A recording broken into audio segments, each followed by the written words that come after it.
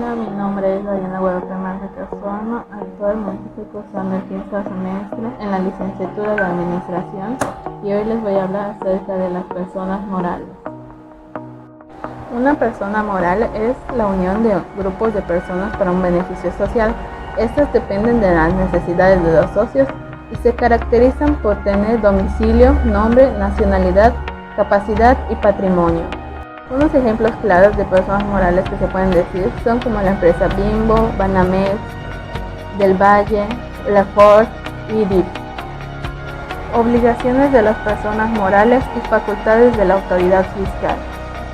Entre las obligaciones están llevar la contabilidad y efectuar los registros en la misma, expedir los comprobantes fiscales por las actividades que realicen, expedir los comprobantes en los que se asienten el monto de los pagos efectuados que constituyen ingresos de fuente de riqueza ubicada en México, formular un estado de posición financiera y levantar un inventario de existencias a la fecha en que se termine el ejercicio, presentar declaración de resultado fiscal del ejercicio o la utilidad gravable y el monto del impuesto correspondiente ante las oficinas autorizadas dentro de los 3 meses siguientes a la fecha en que se termine dicho ejercicio.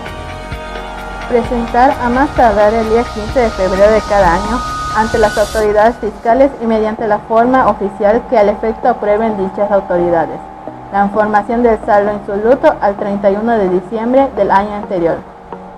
Presentar las declaraciones a través de medios electrónicos en la dirección de correo electrónico que al efecto señale SAT mediante disposiciones de carácter general. Llevar un registro de las operaciones que efectúen con títulos valor emitido en serie. Obtener y conservar la documentación comprobatoria tratándose de contribuyentes que celebren operaciones con partes relacionadas a residentes en el extranjero.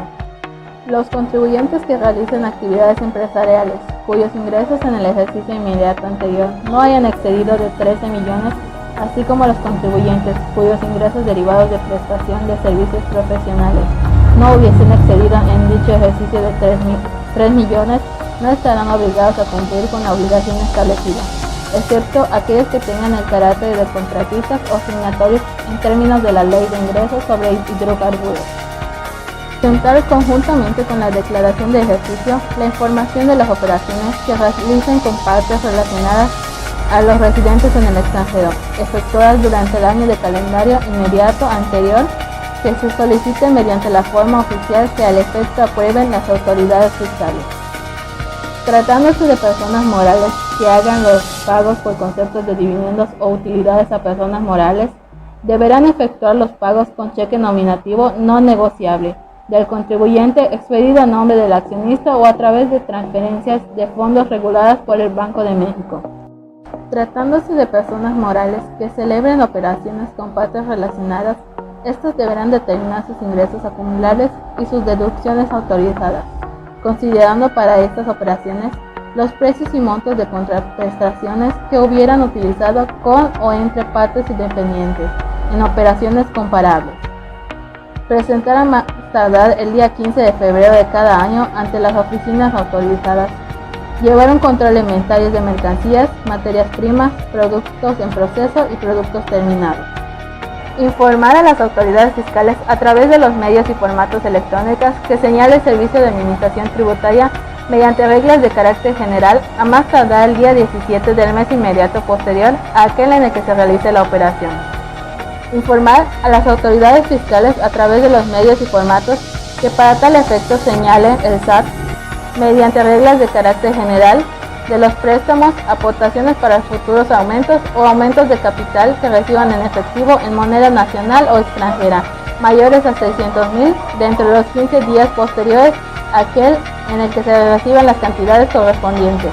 Los contribuyentes residentes en el país que tengan establecimientos en el extranjero tendrán las obligaciones extras de llevar a los libros de contabilidad y los registros que correspondan al establecimiento en el extranjero, en los términos que señale la ley y su reglamento. Las personas morales que distribuyan anticipos o rendimientos deberán expedir comprobante fiscal en el que conste el monto de los anticipos y rendimientos distribuidos, así como el impuesto retenido.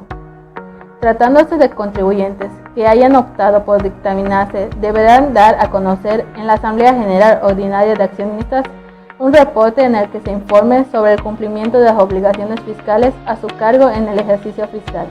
Los contribuyentes que celebren operaciones con partes relacionadas en adición a lo previsto y en relación con el artículo de la ley deberán proporcionar a las autoridades fiscales a más tardar el 31 de diciembre del año inmediato posterior al ejercicio fiscal de que se trate.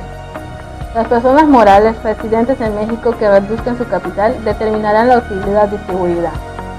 Las personas morales llevarán una cuenta de utilidad fiscal neta, se adicionará con la utilidad fiscal neta de cada ejercicio, así como con los dividendos o utilidades recibidas de otras personas morales residentes en México, y con los ingresos, dividendos o utilidades sujetas a regímenes fiscales, y se disminuirá con el importe de los dividendos o utilidades pagadas, con las utilidades distribuidas cuando en ambos casos provengan del saldo de dicha cuenta. No se incluyen los dividendos o utilidades en dichas acciones o los reinvertidos en la suscripción y aumento de capital de la misma persona que los distribuye dentro de los 30 días naturales siguientes a su distribución.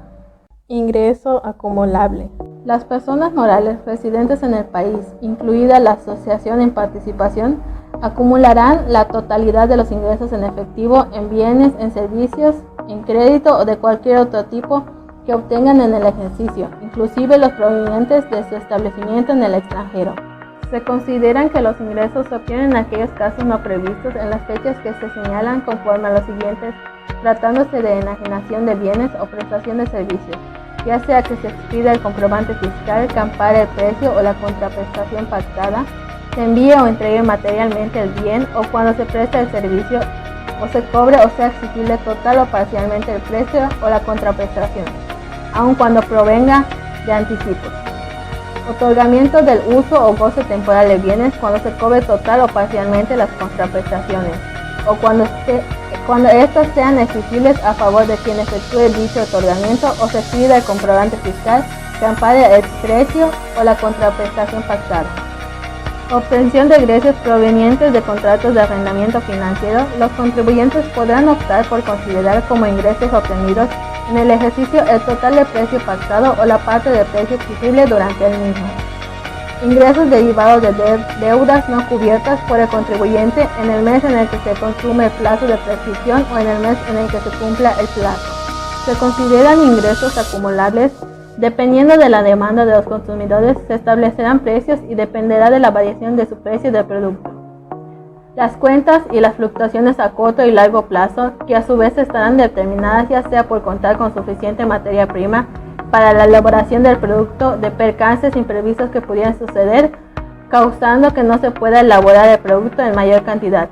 Y de igual manera es importante tomar en cuenta, estando constantemente informados acerca de los precios de la competencia. Los que provengan de construcciones, instalaciones o mejoras permanentes en bienes inmuebles que de conformidad con los contratos por los que se otorgó su uso o goce queden a beneficio del propietario. La ganancia derivada de la enajenación de activos fijos y terrenos, título, valor, acciones, partes sociales o certificados de aportación patrimonial emitidos por sociedades nacionales de crédito, así como la ganancia realizada que derive de la fusión o escisión de sociedades y la proveniente de reducción de capital o de liquidación de sociedades mercantiles residentes en el extranjero. Los pagos que se perciban por recuperación de un crédito deducido por incobrable. La cantidad que se recupere por seguros, finanzas o responsabilidades a cargo de terceros tratándose de pérdidas de bienes del contribuyente. Las cantidades que el contribuyente obtenga como indemnización para resarcirlo de la disminución que en su productividad haya causado la muerte, accidente o enfermedad de técnicos o dirigentes.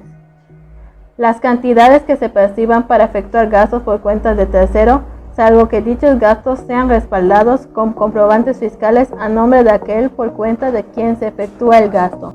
Los intereses devengados a favor en el ejercicio sin ajuste alguno. El ajuste anual por inflación que resulta acumulable en los términos del artículo. Las cantidades recibidas en efectivo en moneda nacional o extranjera por concepto de préstamos, aportaciones para futuros aumentos de capital o aumentos de capital mayores a 600,000, cuando no se cumpla con lo previsto en el artículo.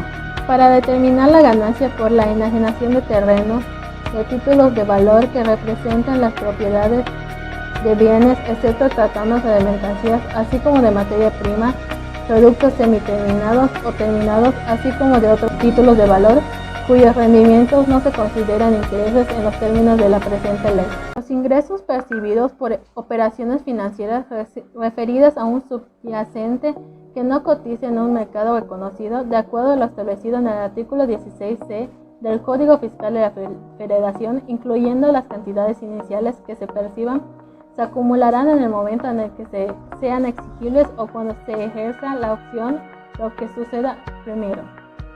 Deducciones autorizadas. Las deducciones que podrán efectuar los contribuyentes son las devoluciones que se reciban o los descuentos o bonificaciones que se hagan en el ejercicio, el costo de lo vendido, los gastos netos de descuentos, bonificaciones o devoluciones, las inversiones, los créditos incobrables y la pérdida por caso fortuito, fuerza mayor o por enajenación de bienes distintos. Las cuotas a cargo de los patrones pagadas al Instituto Mexicano de Seguro Social, incluidas las previstas en la Ley de Seguro de Desempleo. Los intereses devengados a cargo en el ejercicio sin ajuste alguno. El ajuste anual por inflación que resulte deducible. Los anticipos y los rendimientos que paguen las sociedades cooperativas de producción, así como los anticipos que entreguen las sociedades y asociaciones civiles a sus miembros. Y las aportaciones efectuadas para la creación o incremento de reservas para fondos de pensiones o jubilaciones del personal, complementarias a los que establece la Ley de Seguro Social y de primas de antigüedad. Determinación de resultados. Las personas morales deberán calcular impuestos sobre la renta aplicando el resultado fiscal obtenido en el ejercicio la tasa del 30%. El resultado fiscal del ejercicio se determinará como sigue, ya sea disminuyendo de la totalidad de los ingresos acumulables obtenidos en el ejercicio, las deducciones autorizadas por este título y la participación de los trabajadores en las utilidades de la empresa pagadas en el ejercicio, o a la totalidad fiscal del ejercicio se le disminuirán en su caso las pérdidas fiscales pendientes de aplicar de ejercicios anteriores. Las personas morales que distribuyan dividendos o utilidades deberán calcular y enterar el impuesto que correspondan a los mismos, aplicando la tasa establecida en el artículo 9 de la presente ley. Para estos efectos, los dividendos o utilidades distribuidos se adicionarán con el impuesto sobre la renta que se deba pagar en los términos de este artículo.